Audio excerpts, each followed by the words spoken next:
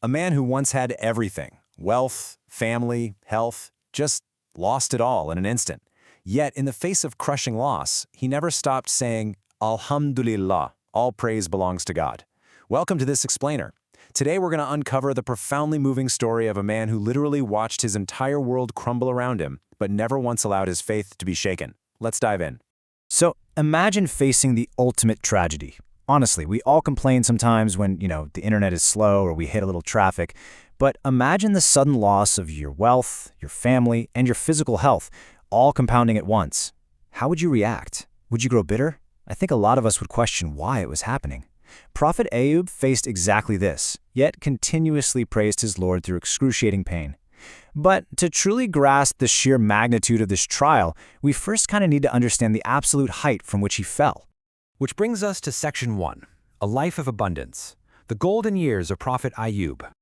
Picture this. In a land of golden sun and incredibly fertile soil, Prophet Ayyub was living a life of immense blessing.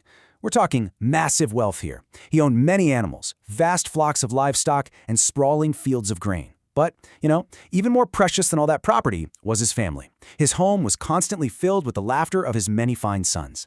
He was a man of total peace, always grateful for the provisions of his kind Lord, because he knew deep down that everything he had was just a temporary gift.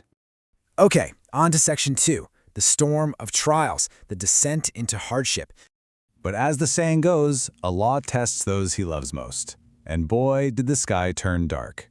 These trials compounded. It wasn't just one bad day, it was a devastating, snowballing sequence of calamities.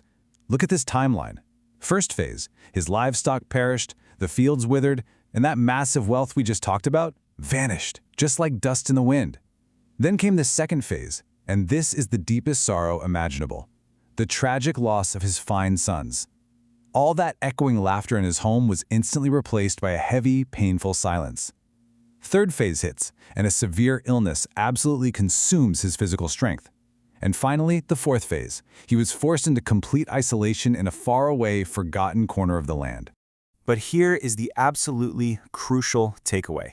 Even though his body had completely failed him and society had basically turned its back, his spiritual connection, it remained entirely unbroken.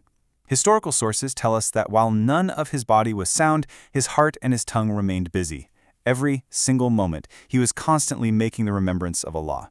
His physical world was destroyed, sure, but his internal spiritual sanctuary was completely intact. It's truly amazing. Let's look at Section 3, The Faithful Companion, Finding Strength in the Shadows. So as everyone else turned away and society shunned him, there was one single beam of light left. Only his faithful wife remained by his side.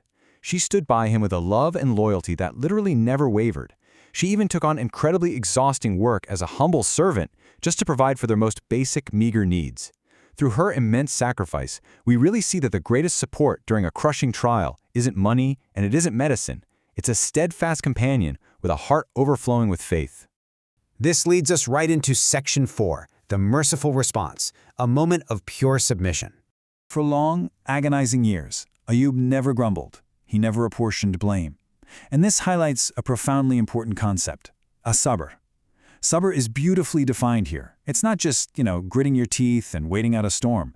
It's about enduring a trial with profound spiritual dignity, unshakable steadfastness, and immense gratitude, without a single complaint. Prophet Ayyub didn't just survive his illness, he actively worshipped right through it. Just take a look at this. It brilliantly illustrates how the guiding light of pure faith can pierce through the absolute heaviest darkness. You see, when hope seems completely gone and you are reduced to literally nothing, that is so often the exact moment the hand of divine power is found to be the most merciful. Finally, in his absolute lowest, most desperate moment, he uttered this timeless, beautiful supplication. Affliction has visited me, and you are the most merciful of the merciful. Now, do you notice what's missing there? He actually doesn't make a direct demand for healing. He doesn't say, fix this. He simply reveals his total powerlessness while respectfully acknowledging the encompassing mercy of his Lord. It's a prayer of pure, unadulterated tawakkul, complete and utter trust. And that brings us to our final part, Section 5, A Legacy Restored, the Miraculous Healing. In that exact instant, the heavens responded. The long affliction that had tested his soul was finally over. Allah commanded the earth to bring forth an absolute miracle. Imagine the dry, cracked earth suddenly bursting open with fresh, crystal blue water. A miraculous healing spring gushed from the ground right where he was standing. As Ayyub bathed in this water, his terrible illness washed away instantly. His physical strength wasn't just returned to him, it was completely renewed to a state even greater than before. This comparison really says it all. Looking at the stark devastation of the trial on the left side, the severe illness, loss of property, the heartbreaking isolation, and comparing it to the ultimate restoration on the right, Allah didn't just heal his body, He restored his wealth, and as the source beautifully states, gave him his family back, and the like of them with them. His blessings were actually multiplied. This was bestowed as a direct mercy to him, but also, crucially, as a permanent reminder for all believers. So, as we wrap up this explainer, we really have to look inward and ask ourselves a tough question. When we lose just a tiny fraction of what Ayyub lost, how do our hearts respond?